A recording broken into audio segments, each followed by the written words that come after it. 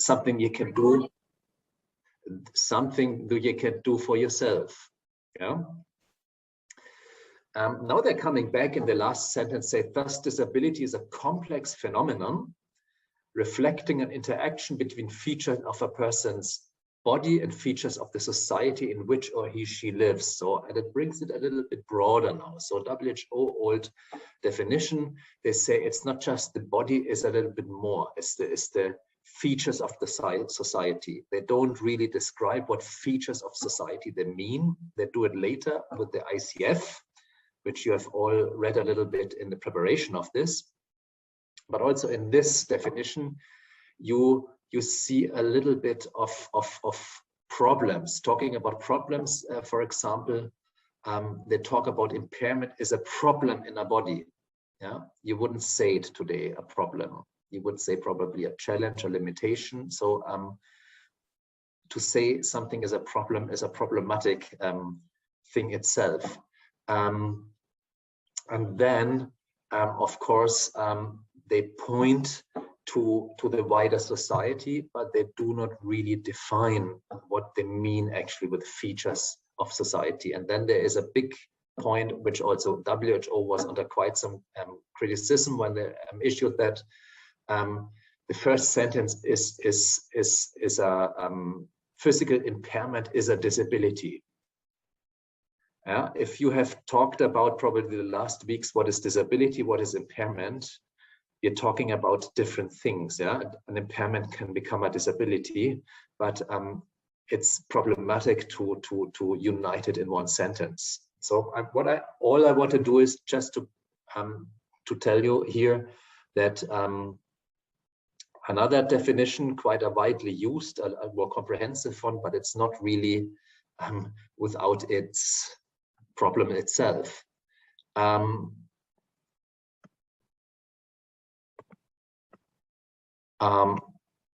Take 3. Don't worry, I don't have more definitions, but this is a definition that is very, very much used in medical journals, in medical bodies, and it's you might not know it because not very famous, but the very same words you find very often. So you have the state statute of Ohio in the United States, and they have another take on it. They say physical impairment means having one or more of the following conditions.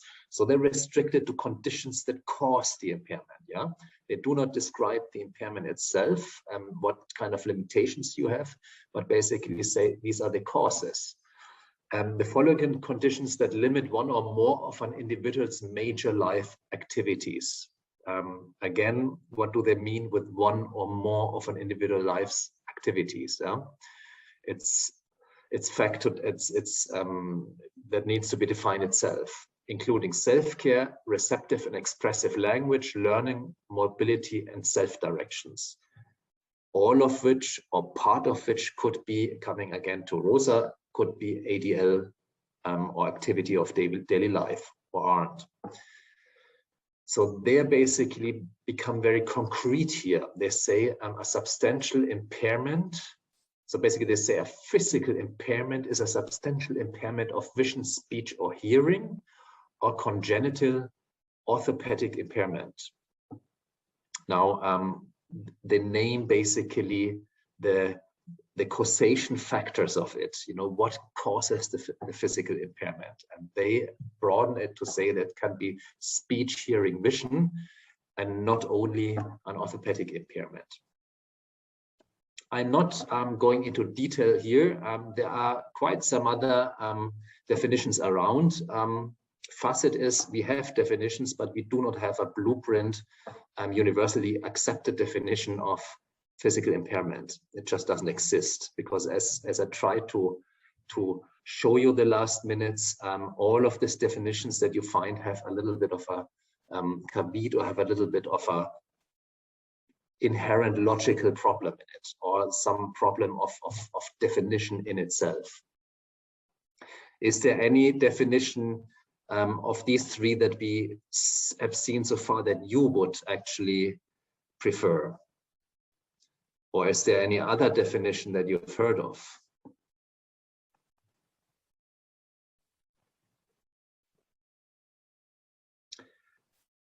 Don't be shy.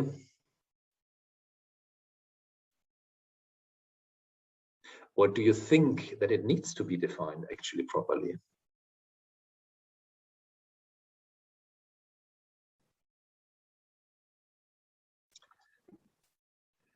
Now let's see.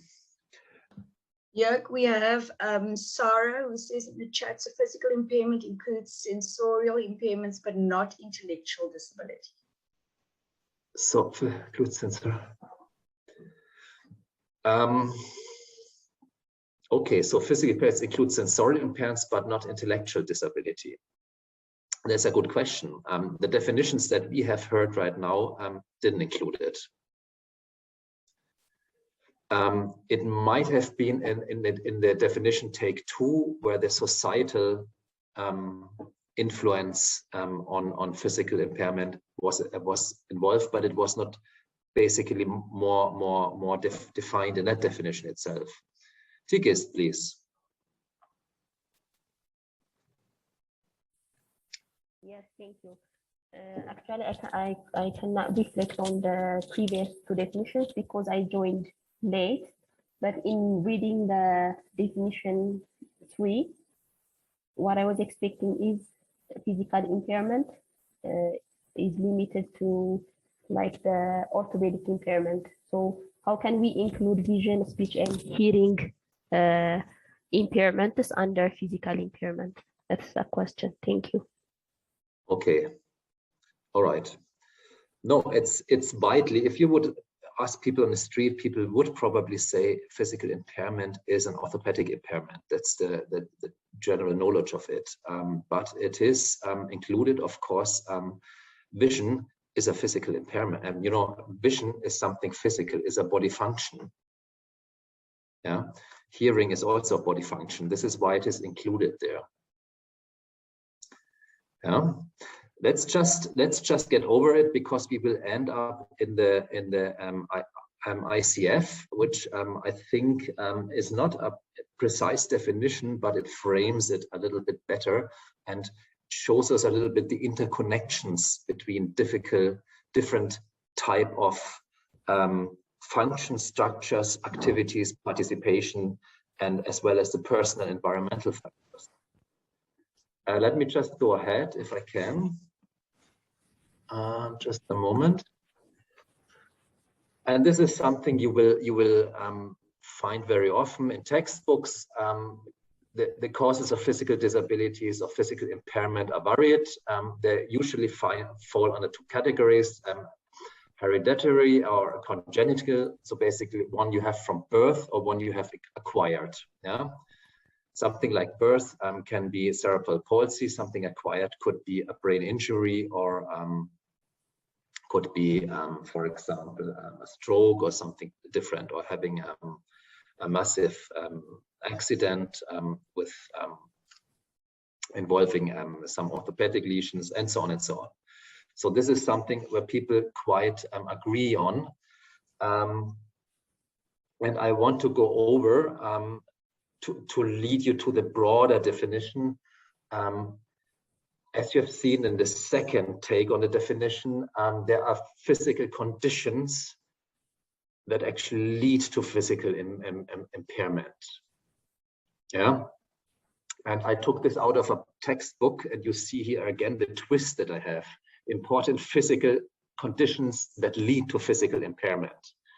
And if you reread through that conditions, they're not all of them. You would define them as a physical fatigue, for example, in firsthand. Acquired brain injuries. This is probably one of the highest incidents of physical impairment that we have in a clinical practice today. Epilepsy. Epilepsy is more of a neurological condition. You know, having a fit can severely influence your body function structures, but as well put on barriers for activities and participation in activities of daily life, or in activities in life general. Then there are some others, like cystic fibrosis. This is a little bit more rare, but it's considered in some countries as a quite significant contribution to physical impairment. It's a genetic discussion. It affects the cells that produce the mucus, sweat, and digestive juices. So it affects the lungs, affects the digestive system. And multiple sclerosis is an autoimmune condition. You probably all know it. That's where the immune system attacks the protective myelin layer of that covers the nerve fibers. And causes communication problems basically between the brain and the rest of the body, that can have different appearance. That multiple sclerosis, spina bifida, is also quite well known. It's mostly apparent at birth, and it's a neural two-tube defect anywhere along the spine, where the neural tube doesn't close, and this is especially in countries of Central Africa quite a massive cause of or leads to physical impairment. And then where I want to talk a little bit more is cerebral palsy. So cerebral palsy, again, cerebral palsy is one of the major conditions that lead actually to physical impairments that people are born with. And if some of you are working in school for physically impaired, or some of you have been working in community-based rehabilitation projects, this is one of the most common pathologies you can see. So picture cerebral palsy is very, very common, is around in countries of the global north. You have 1 out of 1,000 live births, and countries in the global south, sometimes you have between 10 and 20 out of 1,000 live births. So that's quite common. And there again, if you look at CP as one of the major causes of physical impairment, there again you have a little bit of a mess of definitions. I just present here 2 definitions. So the first definition is cerebral palsy. CP is a group of disorders that affect a person's ability to move and maintain balance and posture. CP is the most common motor disability in childhood. Now, my question to you, would you agree? Do you have somebody in mind with a cerebral palsy? Would you agree? Do you only see motor disability, or do you see anything else in cerebral palsy?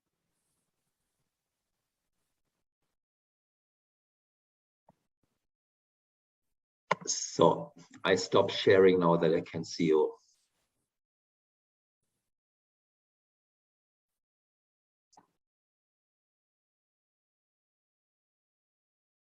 Do you see anything else in cerebral palsy?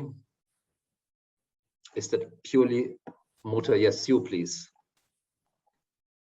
I have a colleague with cerebral palsy, and he has significant speech impairment. Speech impairment, yeah. And he struggles with swallowing as well. His solids and even liquid. Yeah. So you have actually just come back.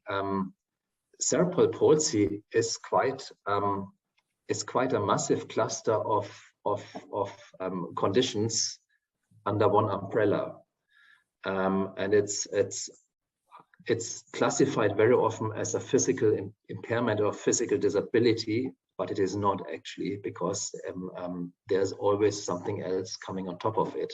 Noela, please. Yes, Noela, I see your hand, but I can't hear your voice.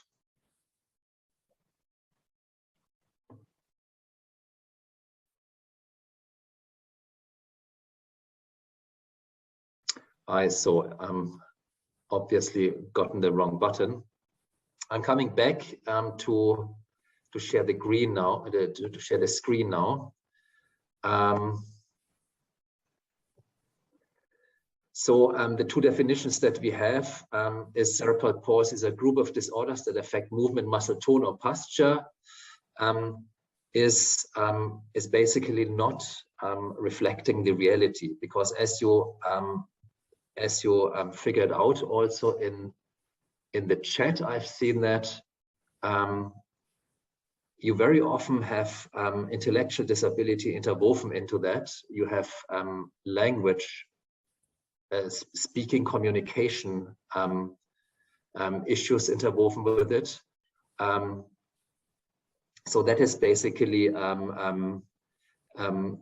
any of the physical disabilities, not just cerebral palsy. You have several layers of conditions that do not always speak to the solely orthopedic features. Yeah, even if you looked at multiple sclerosis, what you see very often in multiple sclerosis is grave instances of depression. So you have mental health issues in many of these conditions. So it's basically, it is wrong to only talk about orthopedic. If you talk about physical disability, about orthopedic conditions. And I have here the chart from Sue, and that I didn't bring that in. I was hoping somebody would mention it. The UNCRPD definition is a little bit more open. There's also some hiccups in it, but basically say as disability is an evolving concept, and it results from the interaction between persons and the environment. And this is basically where I would like to come to. This is the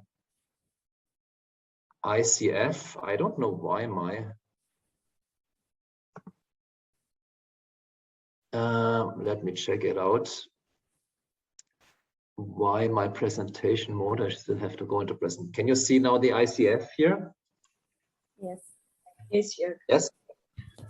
So, because I think the ICF is not a definition of physical disability, but it basically captures the problem of defining it, and it captures actually also the interaction much better.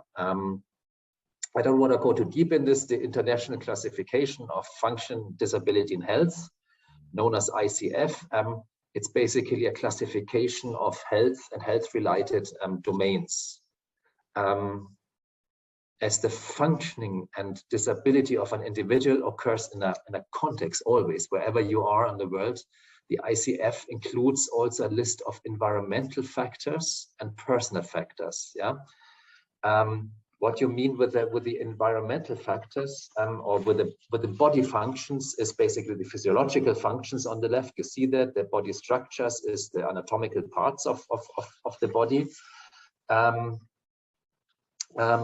What you see with activities and participation, and activity is nothing else that you execute a task or an action that an individual does. And this activity can, of course, be limited. So difficulties of an individual to have executing activities. Participation, that's the next box here, is hanging together with this. The participation means basically because of some reasons that can be any of them around. It can be the body function, can be the activities, can be the health condition or the environment, that you have a problem in being involved in life situations, to participate in your community's activities, and so on and so on. And the environmental factors, basically, these are the factors that are that's the physical, that's the social, that's the attitudinal environment in which the people live and conduct their lives. That's the communities you're living in, and they can either be barriers or facilitators to the personal functioning. Yeah. The ICF is basically not a definition, but it's a framework for describing functioning and disability in relation to, of course, it's issued by the WHO to a health condition, but it provides kind of a common language and framework for describing the level of function of a person within their unique environment or their unique cultural, economical, and so on environment. on another level, the function of a person within their unique environment or in their standard environment they're normally living in, their level of capacity. So the ICF is basically a framework, and this is what is a hybrid thing. It's not a definition that is chiseled into stone, because as we've seen before, all of these definitions didn't work, but it's a framework. It's kind of a hybrid framework that shifts the conceptual emphasis a little bit away from negative connotations such as disability and places the focus actually on the positive abilities of a person's and rather at the systemic level, at the in the environment the person is living in. The personal factors is being the gender and so on, and the environment factors being the surrounding. So I think the ICF is much better, can be much better used to classify what physical impairment is, because the definition of physical impairment will also always be an individual one. Yeah. This is what this is why generic definitions will mostly fail if you try to do it, but you have to move in a hybrid room where you look not just only at the health condition, but also at the activities that person is doing or can do, how that person is participating in life, how the environmental factors play in, and how personal factors such as gender, religious, and so on might also play in. So so far, and this has of course consequences if you look at the classroom, at the learning environment. So first of all, my thesis is there is no blueprint definition of physical impairment. There is just not any definition that we can be happy with. There is a little bit more of a systemic thinking that you do not have physical impairment as such alone, or being only an orthopedic impairment, but this is always placed in a person, in a community, in an environment.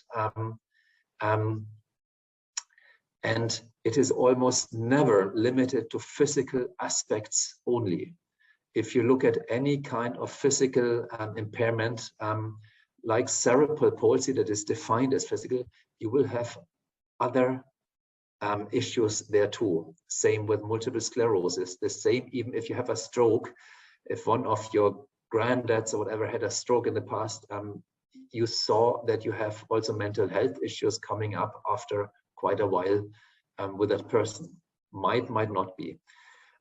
So there's always kind of a need, if you assess a person with a physical impairment, there's always the need to do a holistic assessment, to not just look at the outside, look at the function, but to look at the entire environment of that person. Because if you want to include a person with so-called physical impairment in the school environment, you have to look at much more than just limitations in function that as a physiotherapist, or for example, you might want to focus on, but it's more. So if you do an assessment, and you need to include the environment, including the family and the community into that assessment. Yeah. And there I want to show you a little example that we have done in the past. We call it mapeo, and my colleagues from Central America, they might know what it is. I see Olmedo here. I see also somebody else from Central America, because we have used that mapeo not only with our community-based rehabilitation workers, but very often also in school inclusion, when we brought children to school actually to go through that mapeo process at school with a teacher. So what does it actually mean? The mapeo is a very, very simple tool I will show you that assesses and prioritizes the needs of a person with disability, and let's go with a physical impairment at different level. Here you see a picture from El Salvador. That's, I think, 15 years old. You see a teacher there.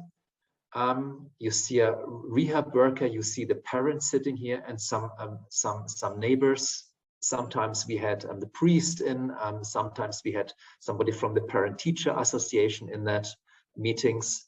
But to really address the holistic need of a person with a physical impairment, you need a little bit more background than a clinical assessment would give you. Yeah, clinical assessment is being done anyhow if you are lucky enough to get your child to a mainstream school. So you might be lucky enough that a physical rehabilitation therapist assesses the child, but what I want to say is you need more of that. So here at the MAPEO, the teachers, the parents, and members of the community came together. And you see here, it had just some very few big pages that we hang up on the wall and that we discussed with this whole group actually. Sometimes the children could take part in the discussion, and sometimes they could not because their impairment did not allow them to take part. Especially if you talk about cerebral palsy, you might have communication problems, or you might have intellectual impairment interwoven with it. So some of it is being answered by the parents, some of it is being answered by the child itself. But the first step is always in that MAPEO is basically the history and the current status. You see here Florcita, that's a girl. She's 19 years old. So what was Historia? You see on the left side, basically very bluntly brought together from the people that are present.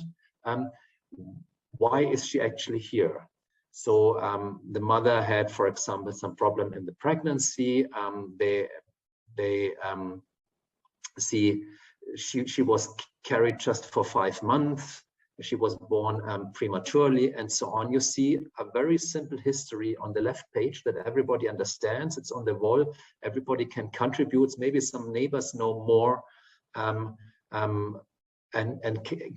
you know, everybody participates in the patient history, and the medidas mean basically what has been done. So maybe Florcita was at the hospital for a certain while. Maybe she had a surgery. So you have on one page basically the history and the current status of the person that you want to bring to school. Second one is you see here a cake, time spent. So with whom does Florcita or any other person spend the time? You see abuela, it's the grandmother, it's the big piece of the cake. It's the madre is a smaller piece of the cake. So in that case, the mother was working and the grandmother took care of the child. You have the tio here, it's the uncle.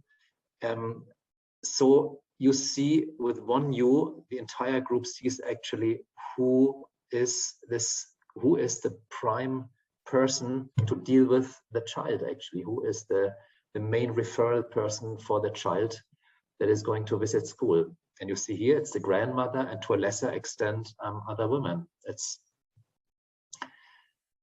Then we had a third page, and I decided to put on the photos here to not write it out properly, because you see it's very easy done and everybody understands it actually. You see the smiley, and on the right, the not so smiley thing. What does the person like? Watch TV, musica, cantar, so singing, playing music, and so on. Drink juice. What does the person not like? That's very important to know that actually is loud noises, loud cars, being spoken to directly, or whatever. There can be many things. So we have the history. We have who is the main referral person, what are the likes and the dislikes, and then I come to a last page, which is really important. So that was the fourth page actually of that MAPEO. the person itself talk about what are actually the dreams. Yeah, what are the dreams of the person? Where do you want to reach? You have Kamina Ben, so you want to walk good. So obviously that person couldn't walk. Trabajal could to work actually in future. So that's a very, very important part actually of the process, is to understand what does a child want. So and I see 40 minutes is not much, Chantal. I was going to tell you now, I'll give you another few minutes, like about 3. Yeah, it's just, yeah.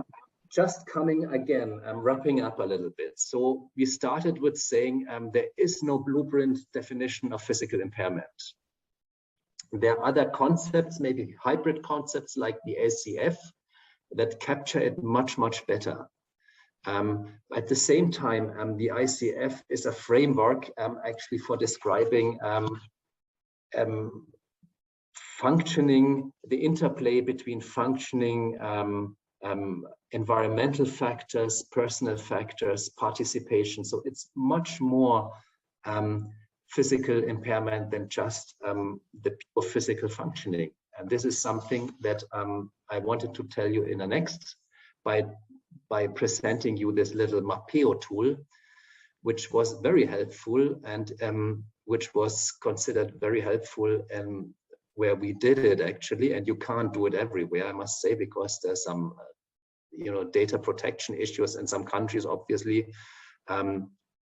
But to really assess a child, it needs more. It needs that you know what are actually the dreams of a child. What do the parents want to achieve with their child? Where does the child live? With whom does the child interact? Where does the child stay? Does it stay all day in the home? Does it stay outside the home? Yeah. And who are his or her referral persons? Yeah. And being aware of my time limits now, it's just my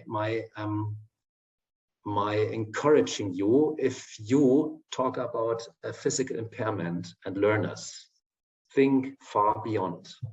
It's not just the limitation of your limbs, limitation of your feet, it goes far beyond. If you do not address other factors, such as the dreams, such as what does the person like or not like, who does it feel most confident with, who is actually a referral person, you will not go anywhere with a person with a physical impairment, however you might define it. Yeah, and try to define it and try to see it in a wide way. It's more than just the physical not functioning limitation. It's the participation, it's the environment, and all of it together is the complexity that brings together that person. Oh, Moni, that is really a quick ride for 40 minutes, but I don't know whether questions are appropriate now or whether I'm taking away any other person's time. I just want to give you a little bit food for thought actually with this short presentation. Yeah, I don't want to teach you anything, just thinking a little bit broader in future when you hear about physical impairment and learners with physical impairment. There's more than that. I shut up now. Thank you so much, Joerg. We really appreciate it. I think what we could do, and if you don't mind, if they want to contact you, I see you have your email address, so perhaps if they've got anything specifically, they could possibly just drop you an email. It seems we're going to be really short on time today because we've still got to cover Dureyah and Kofi as well. So if we could just perhaps you do it through, just contacting you directly, that would be great. But thank you so much for your time and for sharing all this with us. Thank you so much. Thank you very much. Thanks, Joerg. Dureyah. Yes.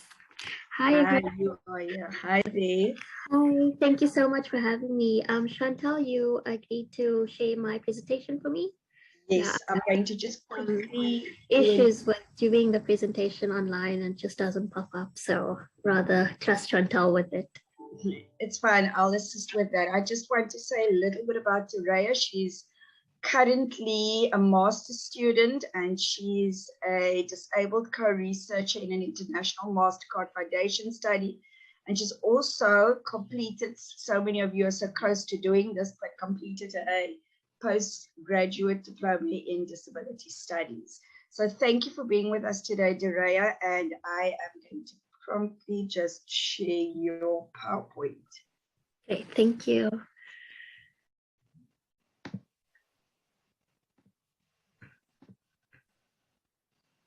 Just let me know once you're able to see it.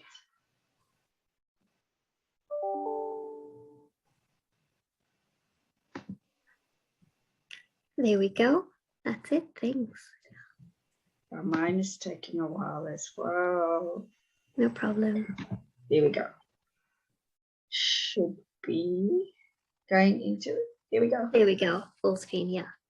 Great. Thank you, Chantal. Thanks everyone for having me. And like Chantal said, yes, I was in your position I think 2019. So I know what it's like. So I just wish you all the best and hopefully we can get through it together. And thanks for having me today.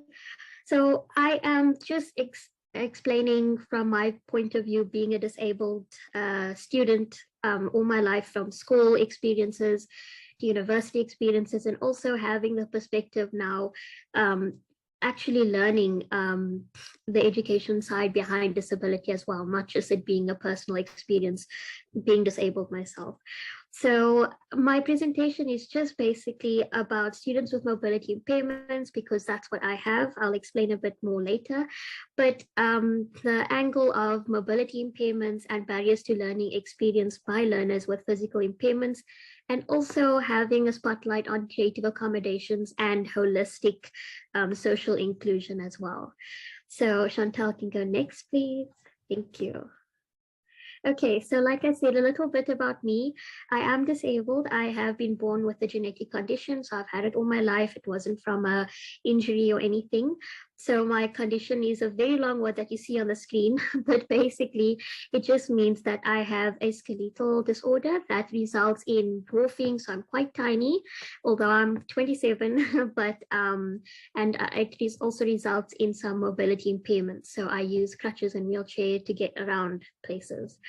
So I've had 8 surgeries on my knees, but that's where it stops. My mind is all there.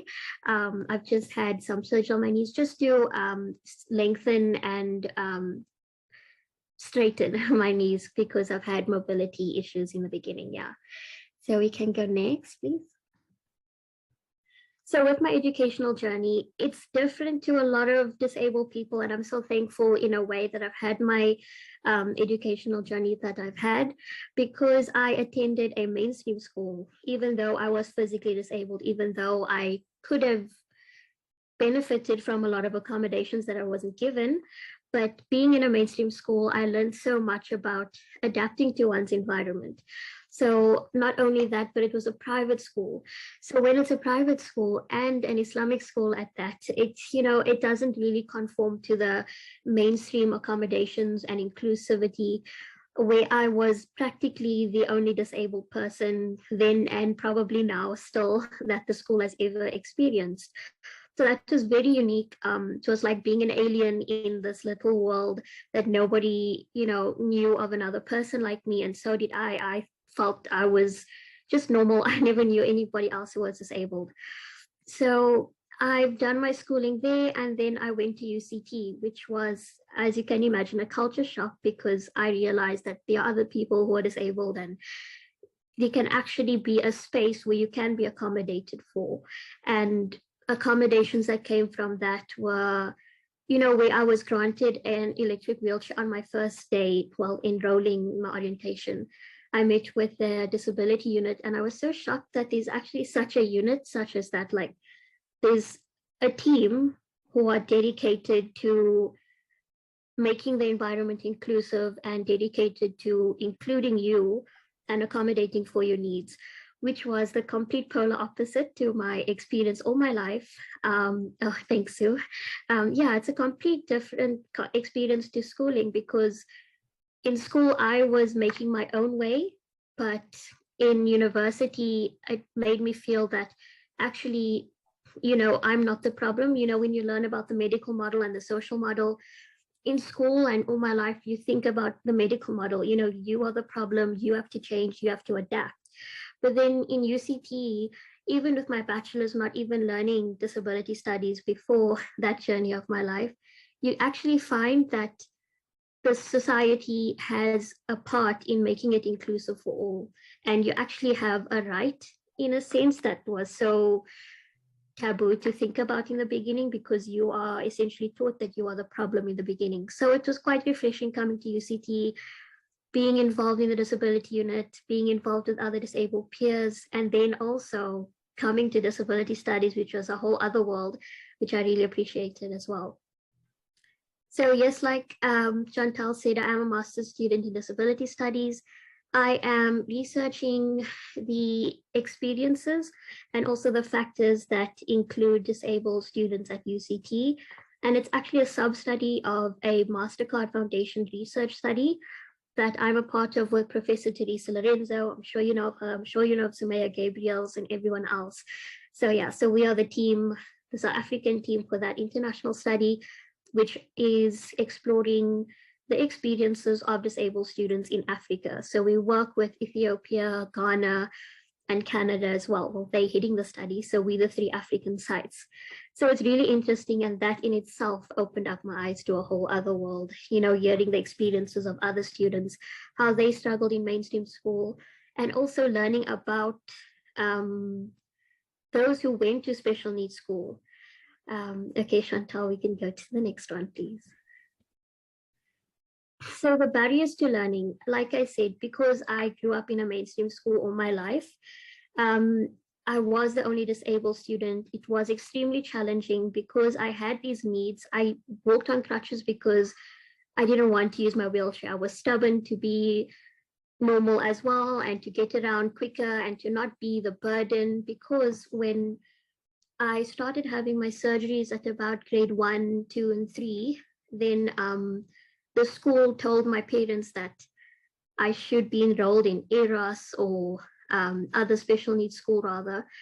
They can't accommodate for me, even though I just needed a class on the lower level or something as simple. But I think as you learn in disability studies, disability shocks a lot of people and scares a lot of people, and they tend to feel the world is crumbling and they rather don't want to handle it instead of just thinking about simple accommodations that are needed. So yeah, so we went all over to special schools trying to get an enrollment for me because my school kind of pushed me there. And then they did some assessments on me and they said, you know what, this child is just going to wither away here. She doesn't need that many accommodations. Your school must just take her back. So we fought to stay at the school, and I made my own accommodations. My mother made my own accommodations, from making my uniform herself to, fighting to get a lower level classroom. As simple as it may sound, it was a battle. And just other crazy accommodations that were simple, but was a battle at the time. If we could go to the next slide. So with my focus in my master's study and learning in the PG DIP course that is so wonderful, I've experienced that with doing a lot of research in disability studies, a lot of research centers around the physical accommodations, the physical facilitations that are needed, or even the emotional, which is great, but that's not completely holistic. I found that it's not a completely holistic viewpoint of inclusion. So many times when UCT or schools say we are inclusive, that means they have a ramp, or they slap a ramp here and there, or they have some braille here and there. But it's not holistic. To be holistically inclusive means to have social inclusion as well. So especially interviewing all the participants that I'm interviewing for my study, the one gripe that all of them have across the board is that they are not socially included, whether it be in social clubs, societies, protests, PE classes, events, sports clubs. It's just not inclusive, and it's not enough for a student to come and do their work and go home. but it is their right to be socially included in clubs. And one participant said, with such tears in her eyes, it was so sad, she said, when I asked, have you been joining any social societies or extramural activities at school? And then she just said no, because I don't even want to go there, because you just know how inaccessible or exclusive it is. So yeah, it's a huge focus that I have and a huge thing that I advocate for. So I just wanted to also bring that into the presentation today. So we can go next, please. So like I said, growing up in an environment that's not built for me at school, you have to make your own accommodations. And in the disability studies course, especially the DSE course, which I loved so much, we had, I'm not sure if you had the principal of Pinelands Primary, I think. I keep forgetting her name, but yes, Miss Norton. So she had us do an activity about creative accommodations, and that has been my whole life, but I never thought it's as significant as when she brought it up, when I thought nobody does it. And it's such a simple, amazing thing, because when I was almost excluded from my school, if they just knew about creative accommodations, when I said previously that people get scared of accommodating a disabled person, a lot of the times people think it's, oh, we need money, where are we going to get the funds? They just think it's a financial, monetary thing. But with creative accommodations, or even just engaging with the disabled student themselves, that's sometimes all that you need to accommodate them. You will find that there's little accommodations and that everybody needs, not necessarily diagnosed disabled people, but everybody in their own way has their own accommodations that they have, whether it's your principal, whether it's your peer that's not disabled, everyone has their accommodations. So I love to focus on creative accommodations because that's what I've been doing. So like I said, my mother making my uniform, on the picture on the right on the top was our matric exams. So that's our grade 12 exams. And we were set up in a big hall with distance tables and chairs, like desks, so that we can, like, you know, prevent cheating and all that. And the tables that they use were those big giant trestle tables that you get at like functions. But it's so high that I could not even see the page. The page was like here, I couldn't even see it, let alone like sit for 3 hours in an exam. So I just did a simple thing, went to the primary school, took one of their desks. Like, it's not that deep, but doesn't have to be that deep. And the accommodations can be made. And then that's also just engaging with your teachers, engaging with the staff, building that relationship.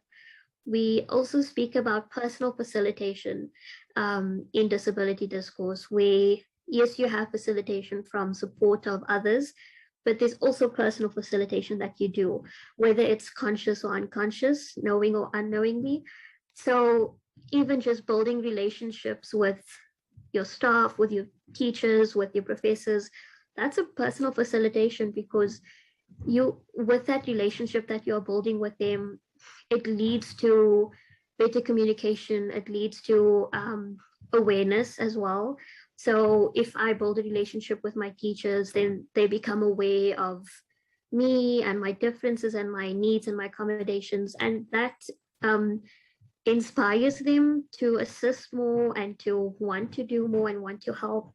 So yeah, and then, like I didn't mention in the beginning, but I'm not sure if you read it on the presentation, but between grade 8 and grade 10, grade 11, I went to a hifz school. So for Islam, so I'm just leading Sue's comment. Yeah, exactly, Sue. Yeah, they become aware of your abilities and capabilities, and they would help you wherever they can with that personal facilitation. So in between grade 8 and 10, I took a course where you memorize the Quran. It's the holy book of Islam.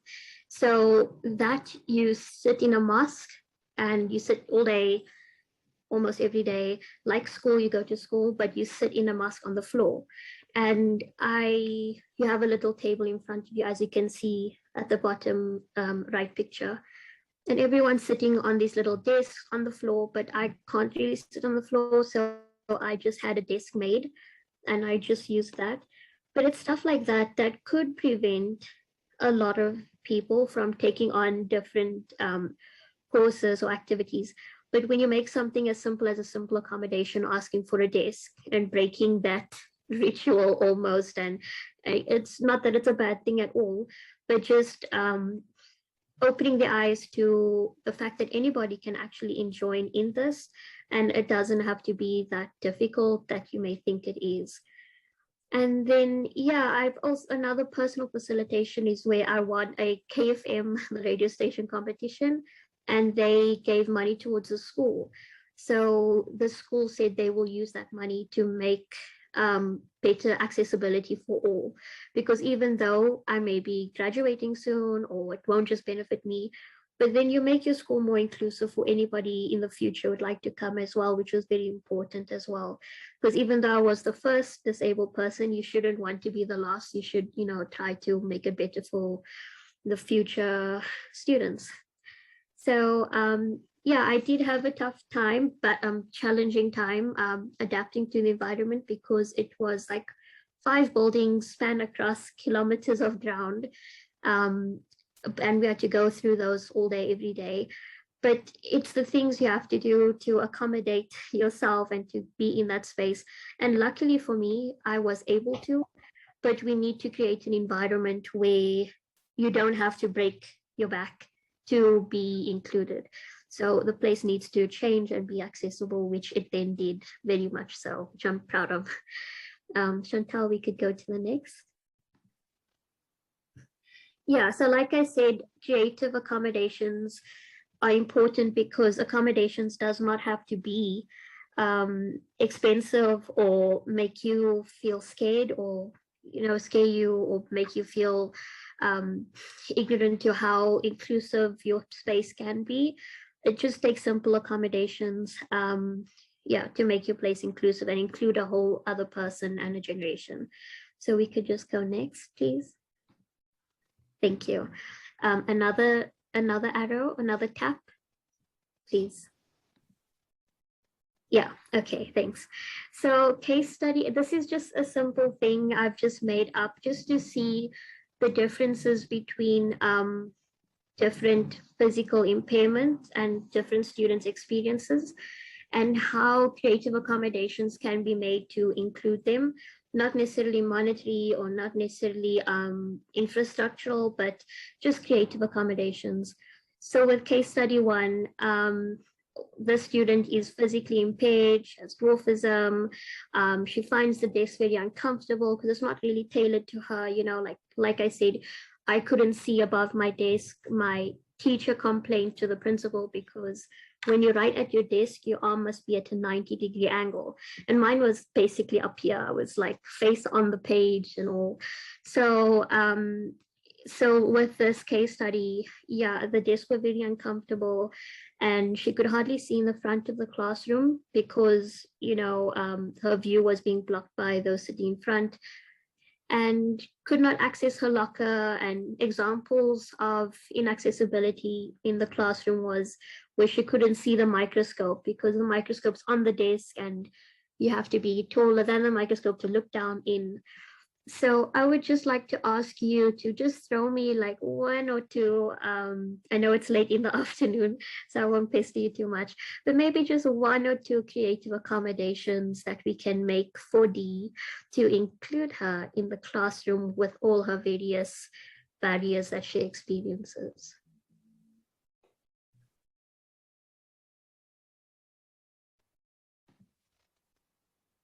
You can even use the chat. I can see the chat because Chantal's monitoring the presentation. I can see any raised hands as well, Dureyah. If they want to raise their hand, and then we can just open. Yeah. I'm happy to do that. I like this case study because I'm going to show you 3, because this one is focusing on more of physical barriers. So there's physical barriers, attitudinal barriers, and social barriers that I will focus on with the case studies. So I like this example of the physical barriers. So yeah, so like I see Dennis is saying design an accessible, customized desk footy. That's great. They can use desks from the lower grades. I love that. That's what I did all my life, using grade 2 desks. No shame in that. Raised desk footy, that's great. Desk that is relevant, important. Yeah, great. Thank you so much. So Chantal, if you just press the arrows until I pop up my little suggestions. Yeah, place D in front of the classroom so that she doesn't get her view blocked, and a sturdy step stool is perfect. Sorry again, Chantal, just so that there's a bit of bullet points. You can just click them all. Okay. Thanks. Yeah, so that's perfect. Accessible furniture, lower stool, perfect. Thank you, everyone. So yeah, like I mentioned, these are pictures of me actually. My grade 2 desk in the matric exam looked very funny, but there's no shame. I got it done. And then there was also just, it's a very funny picture on top, but if you can't see it, it's a brick. They literally just used a brick for my feet to rest on. I know someone said, yeah, a sturdy step stool. That would have been nice. But if we didn't have that, my teacher wrapped a brick in foil, and we just put that under my feet, and it worked just fine, which is fine. Sibongile says providing a desk that is appropriate to the learners, if it is possible. Ask for donations for shorter table. A nice box decorated with waste. Yeah, great, thank you. That's perfect, thanks for that. Yeah, so that's just what I use, just little things here and there, a step stool for looking into the microscope, any type of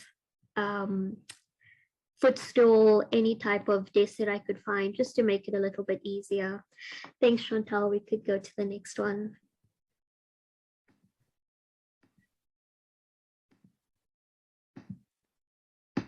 Sure, again. So this is another case study. I think this would be focusing on attitudinal barriers.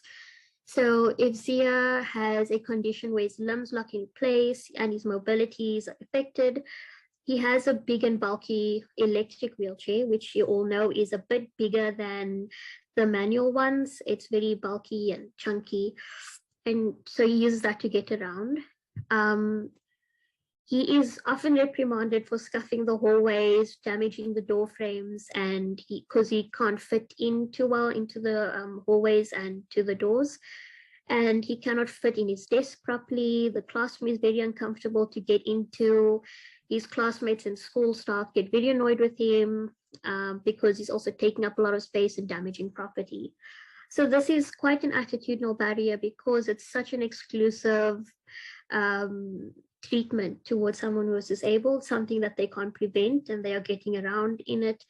And yes, there would be some damage to hallways. My mom always goes on about my house being scuffed up everywhere. But yeah, there's just, if you don't have the attitudinal barriers, what can the disabled person do? Obviously, they are trying to prevent scuffing.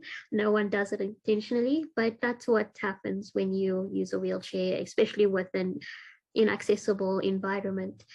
So if you guys could, again, if you don't mind, send just 1 or 2 suggestions for Zia and how we can accommodate that or break down those attitudinal barriers. Sorry, yeah, the presentation says altitudinal, but definitely a typo. Attitudinal. So when the staff and peers have attitude towards that, so an attitudinal barrier is when they think badly about them, have negative thoughts or perception of them.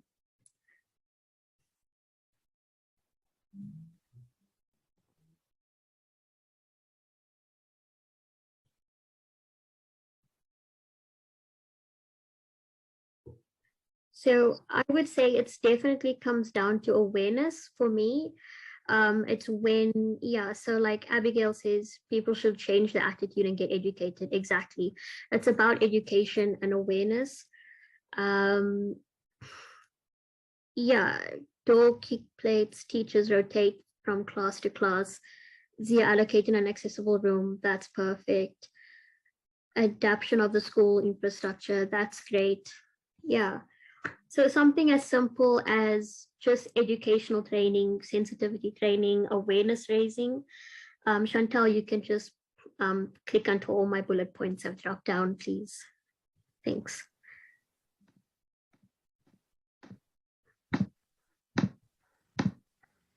Yeah, so like when we look at the social model, like I said, I've grown up in a very medical model centered space where you are considered the problem. But in actual fact, it's the school, the society that should change to accommodate you. So I like that that we're looking at attitudinal barriers, because a lot of exclusion begins with awareness and education.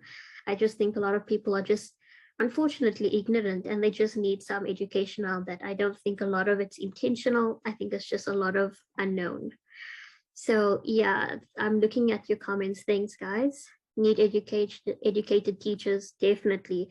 A lot of teachers, you think the only teachers that need to be educated on disability are those who are teaching special schools, but that's not the case, because with disabled people being the biggest minority of the world, they are in mainstream spaces. So all people should be educated, especially teachers should be educated on how to accommodate.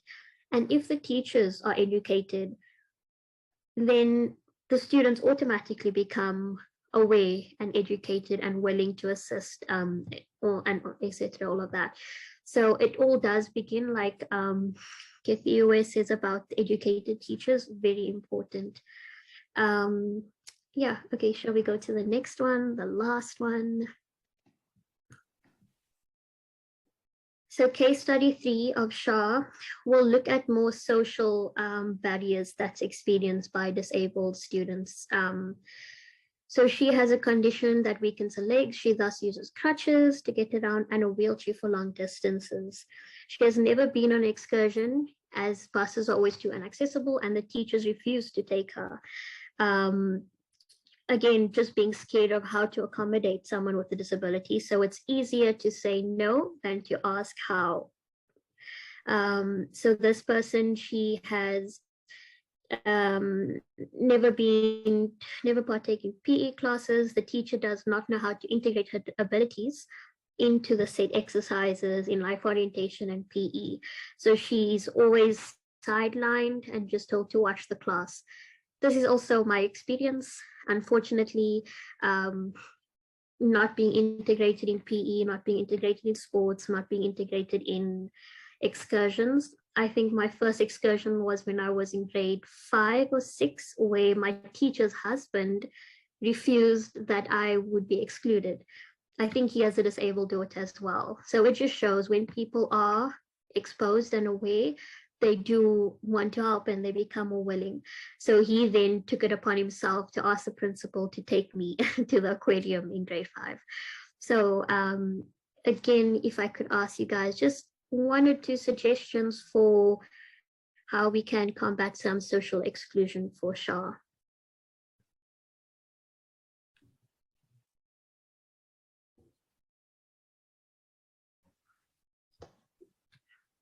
Again, this is so important for me to shine a light on for social inclusion, because not only will they be socially included, yeah, of course they would be participating in class, but what that does to the students is even more important. It boosts their morale, it makes them create friends, create friendships and bonds with other students.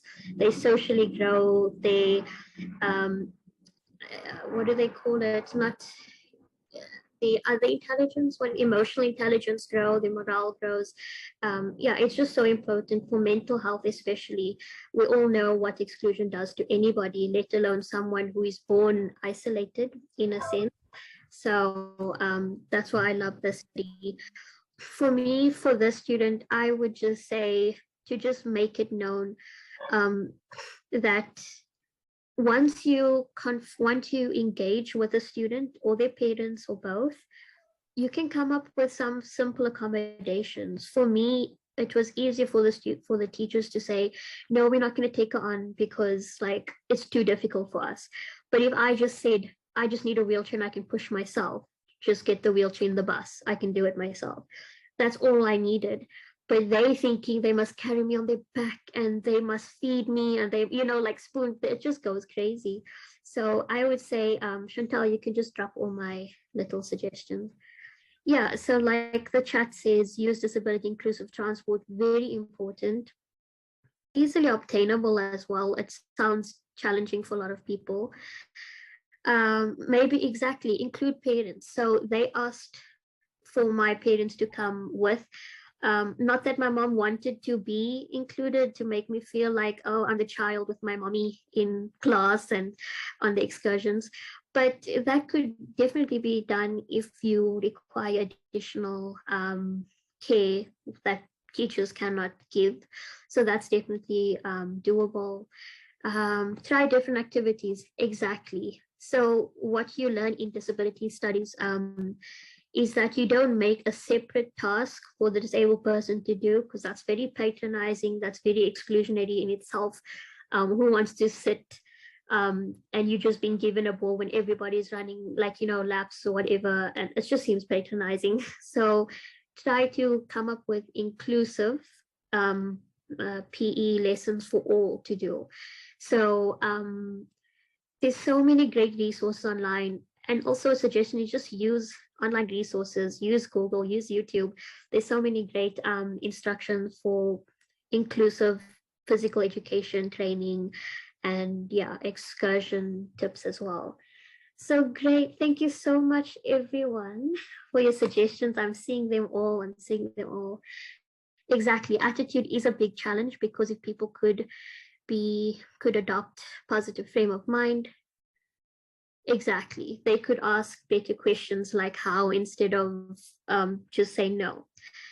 Benchmark with inclusive schools, definitely. I mean, like I mentioned, the Pinelands principal, Miss Norton, I think, she collaborates so much with other schools, and I would love for schools to also come to the party. She comes to the party, she goes out and reaches out to other schools, but I would love to come to a day where all schools, even especially private schools, because of how sheltered they can be, to engage with other schools and educate themselves instead of waiting for the Department of Education to force them to be inclusive, to force them to be collaborative. So yeah, collaboration is a big, great suggestion. Thanks, everyone. So that's it from me. You don't want to go over time, but thank you for having me and for sharing my little thing, and maybe a little bit of rant here and there. But I hope you all do well for the rest of the course, and I wish you all the best. And I hope you little bit of something, even if it's just my experience as one person. But thank you very much. Thank you, everyone. I see all your chats. Thanks. Thank you so much, Dureyah. I really appreciate you coming. I just love hearing the story. Everything that you mention it makes it all seem so simple to accommodate. I just want to check as well. I'm going to see if Joerg's left already. If there are any questions for Dureyah, please feel free to go ahead before we go to our break. So, no, Joerg has left. I thought we might throw a few questions his way as well during this time, but he has left. So, if there are any questions for Dureyah, please go ahead. We'll break at 4:30. Dennis just says this was a great experience sharing. Yeah, I'm seeing them all. Thank you, everyone. Okay, well, if there are no questions, then we can take that break and we can be back at 10:02, if that's okay. Dureyah, thanks again. Great. Thank you, everyone. All the best for the rest. Bye. Bye. Bye.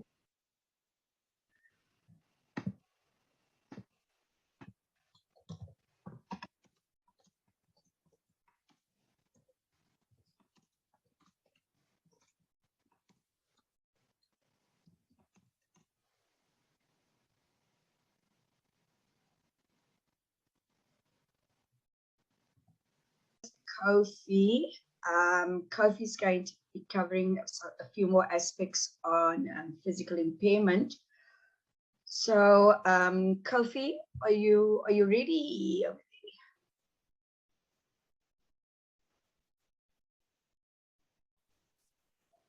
Yes, I am. I Hi, thought you'd say something Kofi. about me. I am going to, but I want you to be here when I say But it. be sure that I'm here. Yes, I can't miss this. I like the students. So everyone, Kofi is a person with a mobility impairment who has gone through difficult schooling challenges in the mainstream school settings.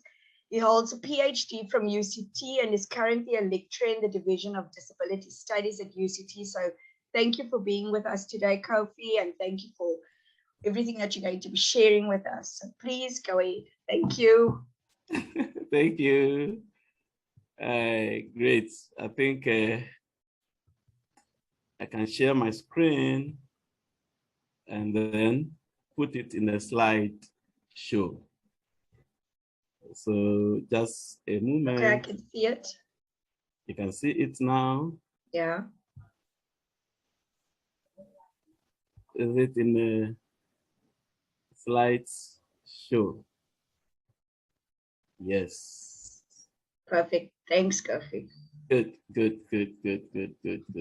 So as Chantal has rightly mentioned, yes, my name is Kofi Nsebo, and I'm currently based in Ghana and in Kumasi. I am speaking from my own house. I am in the living room and wearing a blue shirt. Our lecture is going to be more of interactive. So I want all of you to be more attentive. Before you realize, I am done with my presentation. Yes, I'm gonna talk on a topic, experiences of learners with physical disabilities in the classroom. And as you know, we are in the week 7 and today is 11th. So that is how it takes us. We want to see intended learning outcomes. So by the end of our interaction, it is hoped, and I believe that you will understand and identify a learner who is physically disabled in the classroom. That is number one. And number two, you should be able to demonstrate how to support learners with physical disabilities in the classroom. So, and then we have the third, yes, we have the third to be list and explain 3 teaching strategies that you will use to promote using the universal design for learning. And finally, point number 4, you list 5 indicators that show inclusion of learners with physical disabilities in the classroom. So now, we're coming to do a short exercise. And this short exercise we're coming to do is called Mentimeter. So I have given an instructions. If you have a mobile phone, you pick it. If you are using your laptop, you pick it. If you have a different device, then I want you to go to the Google if you want to search something where you normally go. So the instructions are that once you are in the Google search engine, then in the search space, write Mentimeter. Mentimeter. So I want you to do this exercise together with me. So take your mobile phone or your laptop and then go to the search space and just write Mentimeter. After that, to press enter, then click Mentimeter. Once you click on Mentimeter, it will give you a space to put in a code. So that once you put in the code, you have opportunity to vote. So you click on the vote, then now you write your answer and submit. We're going to do a very short exercise. And this exercise is a question, a simple question I want to post. So once you are able to go to your search engine and then you get to this level where you're waiting for the code. There we go. This is a question. As a teacher in the classroom, write one thing you will do to support a child with physical disability in the class. Think about that. One thing you will do in class to support a child with physical disability. So that is the code. So key in 78418708. Once you do this, it will give you a space to put in your answer. Yes. We have just 3 minutes for this exercise. Once you have captured the Chantal, you can put the code in the chat box. I've placed it in the chat box, Kofi. Great, great, great. So just copy it and then paste. Great. So I will stop screen sharing, share the screen again, and then let me see the results we are getting. Yes, so just right. Oh, good, great, great, great, great, great, great. Wow, I like that. So, yes, I know the answers are coming. So we're going to see what answers we have. Mentimeter.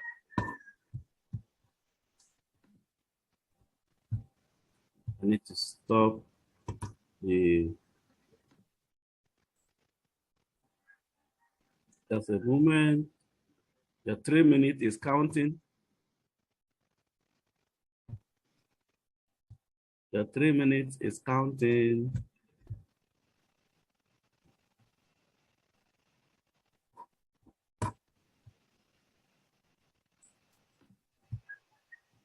Good. Oh, wow, wow, wow, wow. Let me put this also in the show, in the presenter's show, so that we can see it very well. Great, great, wonderful, wonderful. Keep them coming, keep them coming. One thing you're gonna do to assist a child with mobility impairment. This is very, very wonderful. Yes, keep them coming.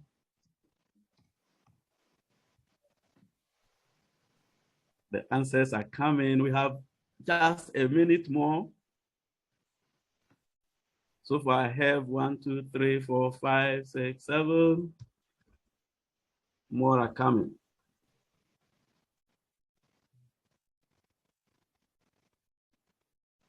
Good. Yes, now go ahead. Let's see the results we've had so far.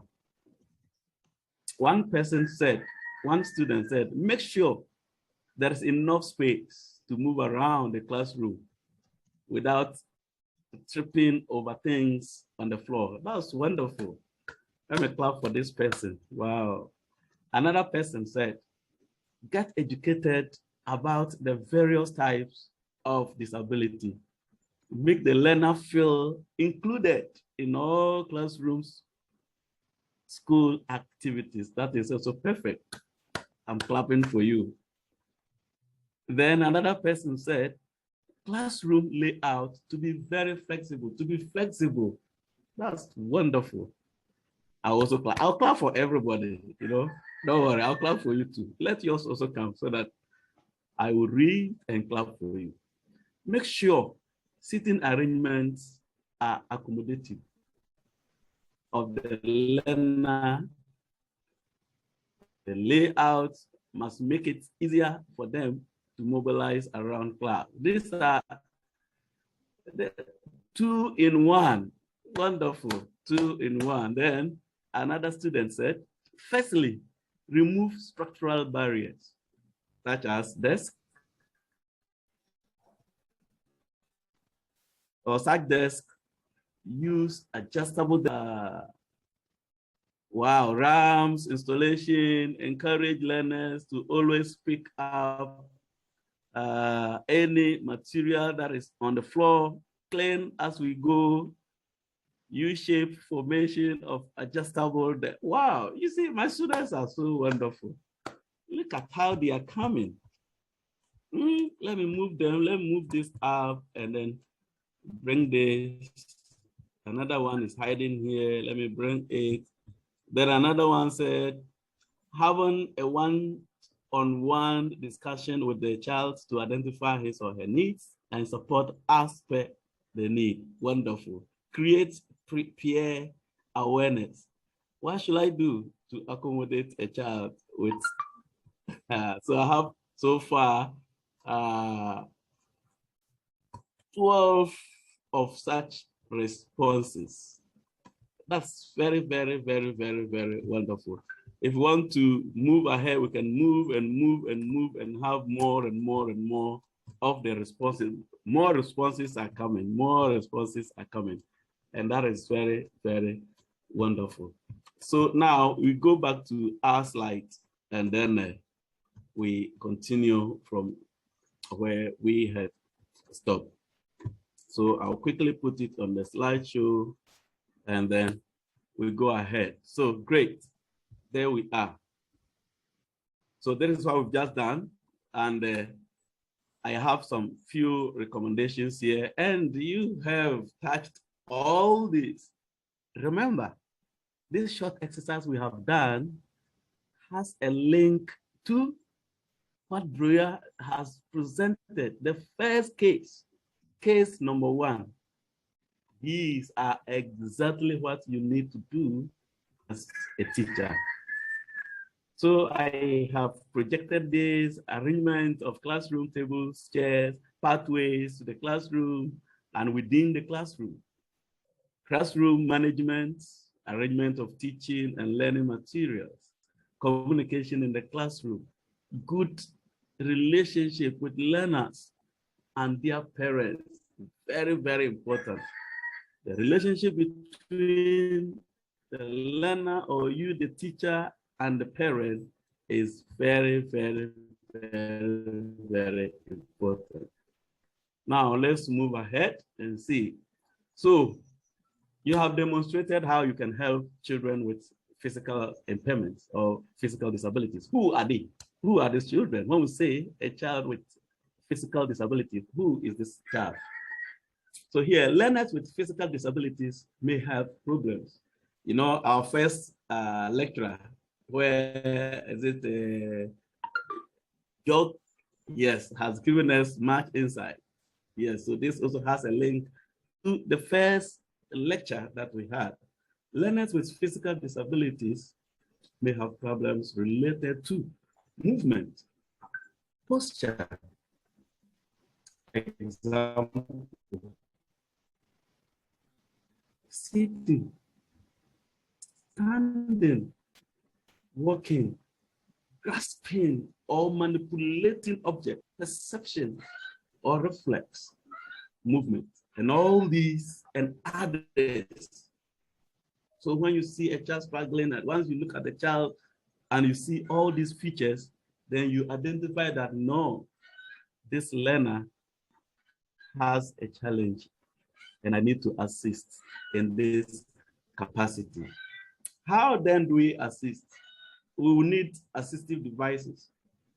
We need certain things such as wheelchairs, crutches or stick, white cane, hearing aid, braille materials, and academic barriers.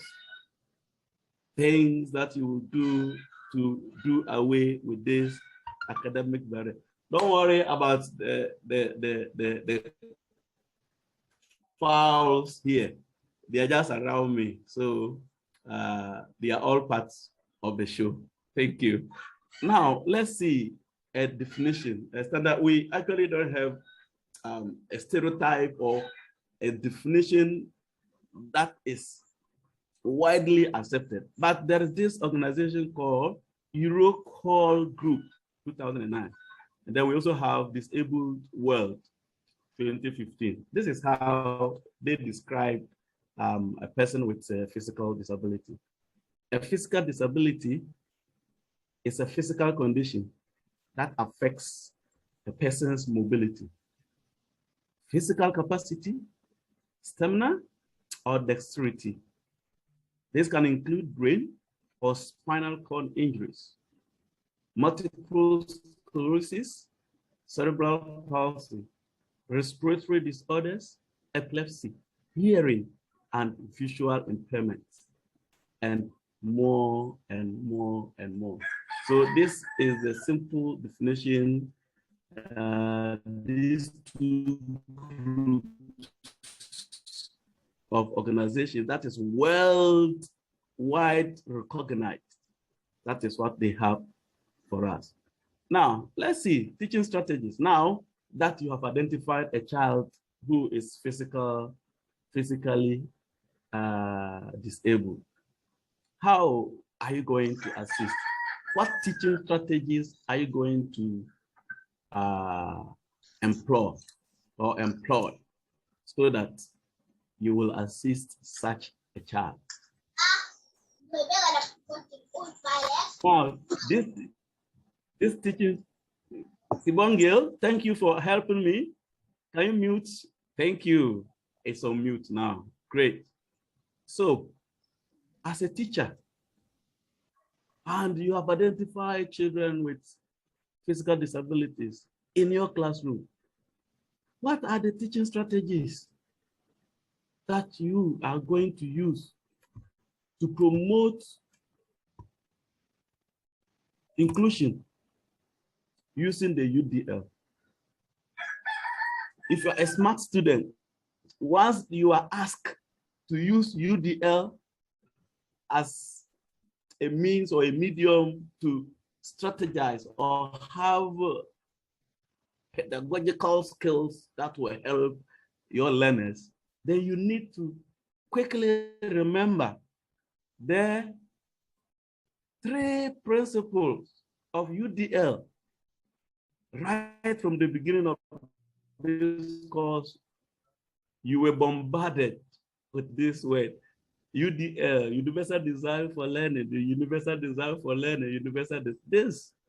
Today, I want to see how you're gonna, as a teacher, what strategies are you going to adopt? I will want us to go into breakout rooms. So, Chantal, do I do it or you can do it for me? We need 3 rooms. We will need 3 rooms, and then these 3 rooms, yes.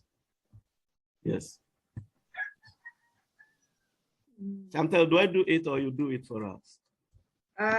Cool. Let's just see. 3 rooms. Okay, I'm going to try. And so what I'm going to do is I'm just going to assign automatically. So make it automatic. Yeah, that's what so I'm that it is distributed even. Okay. Everybody can go anywhere. Just 3 rooms. Shall I go ahead and just do it right now, Kofi? No. If you want to go, I'll let you so that we'll go. Okay. Let me give the instructions. So room number 1, you are going to talk about multiple means of engagement. How you're going to use just this principle. Multiple means of engagement. How are you going to use this principle to have a strategy to assist these children? Then room number 2, multiple means of representation. Multiple means of representation. Then room number 3, multiple means of action and expression. So this is the instructions. Once you find yourself in room 1, quickly get a leader and get your points written down. We'll come back and discuss what you have. You are just using one principle to tell us how you're going to use it to develop a teaching strategy. So when you come, the whole group will present what they have. We have just 5 minutes for this. 5 minutes. Just 5 minutes. Yes. So now, Chantal, we can go into our breakout rooms. Okay. Let me stop sharing my screen so that I can move from room to room. Great.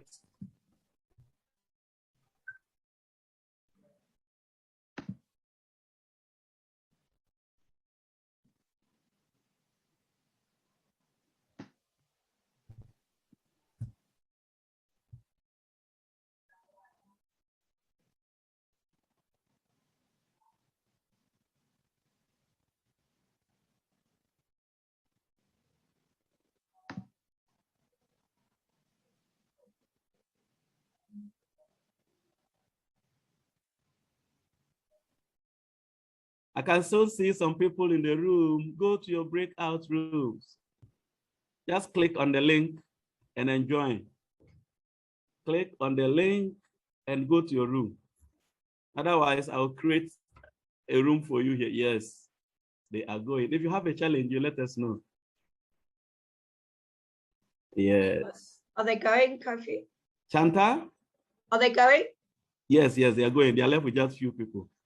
1, 2, 3, 4. I hope, am I a co-host, Chanta? No, you're not a co-host. If I'm a co-host, I want to move from room to room. Right now, the system is taking me to room 2. Okay. If you can make me a co-host, I want to move from one room to the other, okay? I'm going to try. Yeah, now I'm going to room 2. Let's see. I'm left with Sandra. Sandra, please click on the join and go to your room.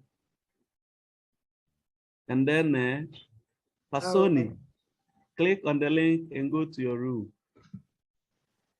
There we go. Yeah, I'm going to room 2. Yes, yes, yes, you've made it. You are successful now. Great. Okay. So now I can move from room to room. Thank you.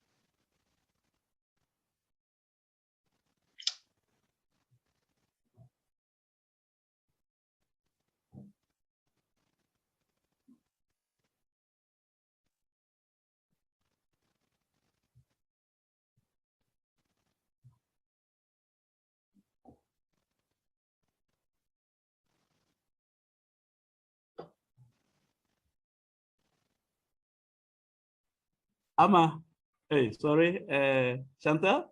Yeah. Can we extend the time? They are enjoying their discussions. Please add one more minute. You know, how would I extend that time, Kofi? Do you know how to do that? You want me to do it? Yeah. Because I see now.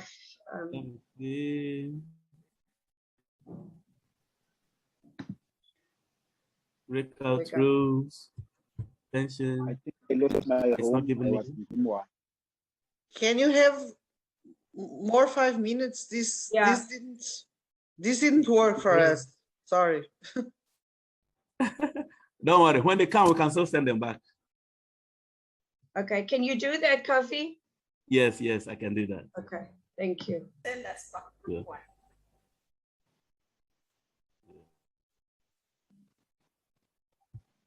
So we are going back to our rooms. So please go and thank you.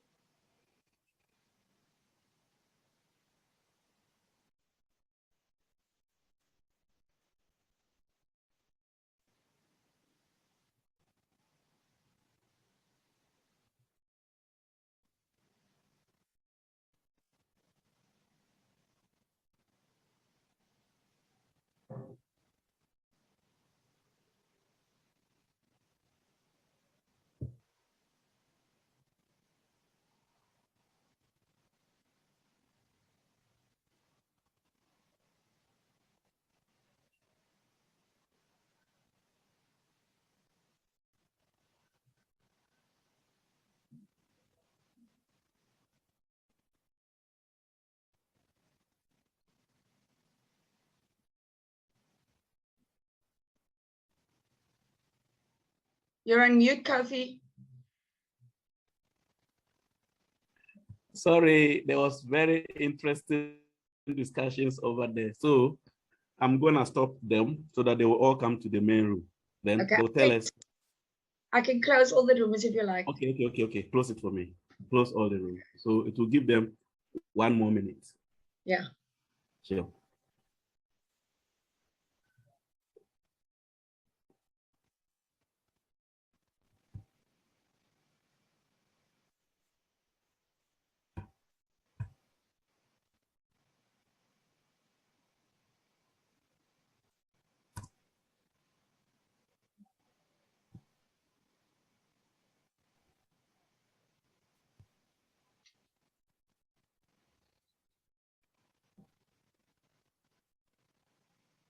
Yes, they are coming. Everybody is coming. It's just a few moments, and all of them will come. A few seconds, 14 seconds. Then everybody will be in this main room.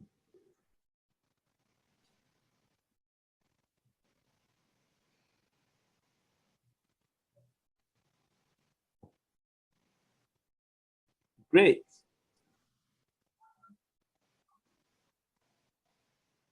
There we go. Now everybody is back here.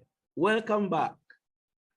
I hope you've had a very good interaction. Very, very good interaction. So at this hour, I know you have your leader who will present what you have. So in room 1, we have Clara, we have Chumo Gusho, we have Michela, we have, so, no, I shouldn't mention the name, otherwise I'll be in trouble. All right. Oops, sorry. Somebody is already trying to share the screen. No. Please, no, we can't? Stop screen sharing, please. Oh, okay, sorry. They have more points they want us to know. Don't worry. We're gonna have a game. I don't want to be biased, okay? I don't want to say because you are in room 1 should present first. And then room 2 should present second. No, let me share my screen and then we'll play a game. The game will select who should present, okay? So I'm gonna share my screen again, then all of us together will see what room is supposed to. Yeah, so let's go. Great, just a moment. Just a moment, it is loading. There we go. Can you see the screen? Yeah, so we have room 1, room 2, and room 3. So we'll play this game, and the game will tell us what group to present. All right, get ready.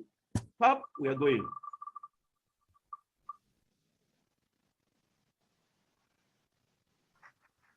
Yeah, room 3, got it. Room 3, please. You can now share your screen. Room 3. Come and give us your presentation. What did you get? Room 3, you are starting. Hello. Hi. Great. Right. Yes, I think I got it. Yes, you got it. Yes, we were doing the multiple means of action and expression. Okay. Right. From what we were discussing, we interpreted it as expressing the safe learning environment for the learners, have different activities, that is variety, so that you reach all the learners in their diverse, different specific, maybe I can say, learning needs. Okay. And the next one, different ways of communication. Don't only use the paper, but you can also include the activities, sign language, and let the learners communicate with also their own sign language, especially for the non-verbal one. We should not be sticking to only one way or one method of communication. Okay. And then teaching devices, we can use also a variety like videos. We can also use the activities that are practical, maybe building puzzles and sorting out, so that all the learners who can afford or who can do one of them will have a chance to do each and every one of that. And as a teacher, you can express using eye contact and pointing towards the item. You can point with your finger, or for the CPs, they can use their eye pointing if they cannot talk. Yes, and then also sitting arrangement, put in front. You put those who are able to, who cannot see properly, you can put them at the front. And those who are easily distracted, you can also put them at the front so that other learners do not disturb them. And then the last one, you allow learners with disabilities to express themselves and also do activities. We should not do for them all the time. But whatever they might try to do, as long as the learner is trying to do something, he has participated. When you assess, you award a mark because the learner tried to touch an object in an activity. Yeah, I think I'm done. Wonderful.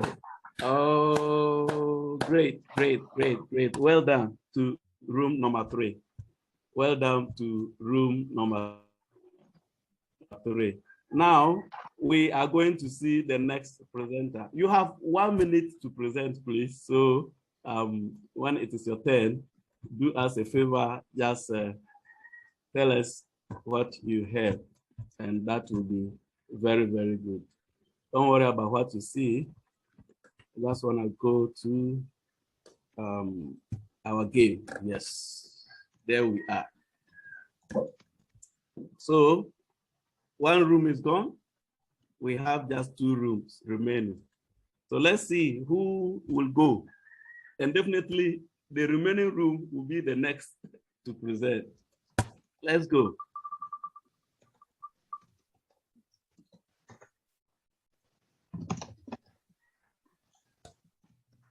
Wonderful. Room number 1. Got it. Room number 1. So please, room number 1, you have just 1 minute. Let's go. Okay. Sorry, before I was sharing in advance. Look, our group, we just addressed these like different strategies and ways of presenting. We have the multiple means of engagement, and we just focus on the multiple strategies that a teacher can use to engage students in the learning and activity. So we just point out group work, buddy system, so we can link a student with physical disability with a student without physical disability. These require a lot of planning in advance from the teacher's side. Doing projects, not just the regular oral presentation, videos and podcasts as well, because there might be learners that are more comfortable with this type of presentation. Brainstormings, role-playing, storytelling, that will allow us to include to promote or to include all the students in the learning activity and to be more engaged and more focused. We also might need assistive technology. The audio format, it's another way, depending on the learning style, let's say. We also consider to use outdoor activities, to leave the classroom and to go outside and experiment outside, even in the school area.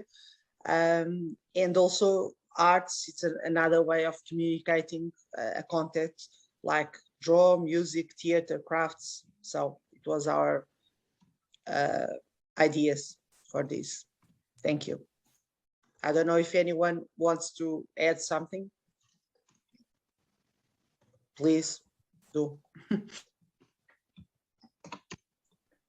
Thank you very much. Thank you very much, room 1. Sarah, that's very splendid. Now let's quickly move to the final room, the automatic room, to also give your findings.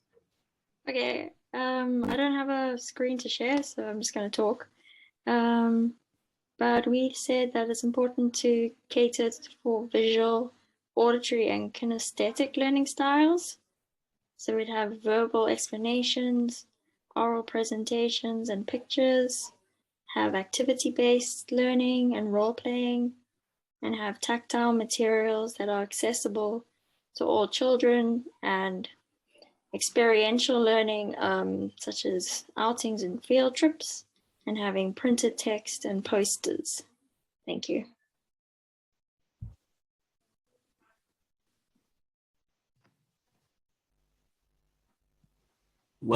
I'm so happy about your outcomes. That has what you have come up with. Very, very, very, very interesting. So now we gradually get into the end of our presentation. So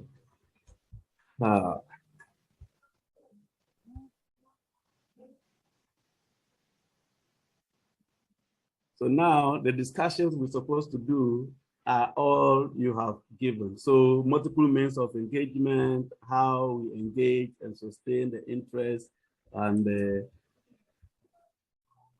multiple means of representation, how we ensure our instruction is accessible and improves students' understanding, which you have given me.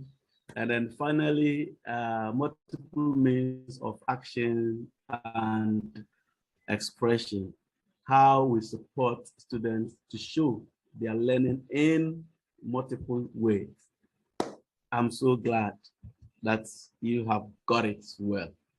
Before we conclude, let's see some few indicators that show an inclusive schooling practices. We have the first one: every child is made to feel welcome in the school. All students are actually valued by both students and staff.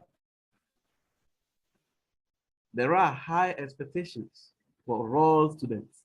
Number 4, staff and students treat one another with respect. Then there is partnership between staff and families of these children with physical disabilities. And number 6, the school is accessible to all students. These are the indicators. Number 7, senior staff support teachers in making sure that all needed resources are provided. And number 8, the school monitors the presence, participation, and achievement of all students. Where presence means all barriers that prevent children to come to school, prevent them let the children come to school. Participation, as your children are in school, are in the class, active participation in all activities. And finally, achievement of all students. Whatever be the set targets, expected learning outcomes, don't be biased skills that we intend to submit.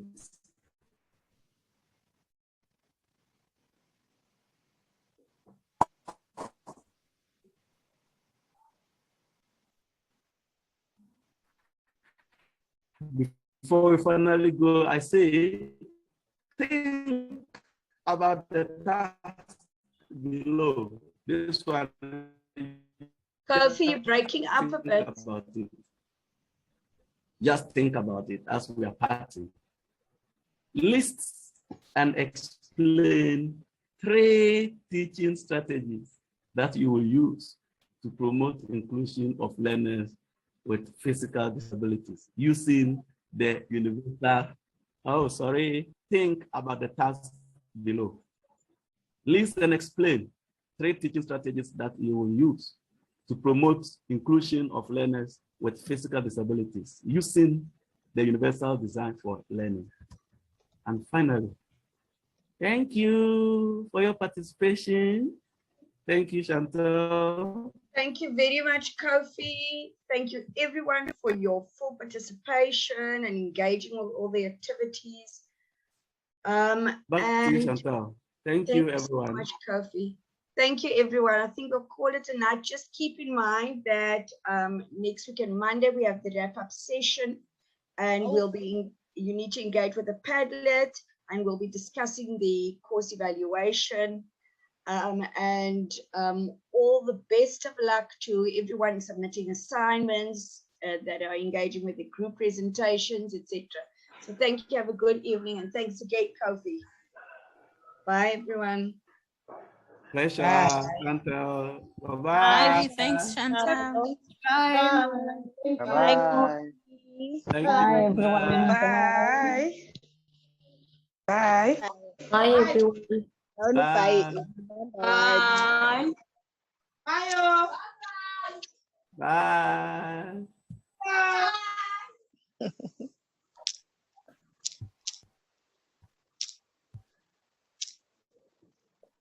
Bye, Chantal. Thank you. Bye. Thank you so much, Kofi. Pleasure.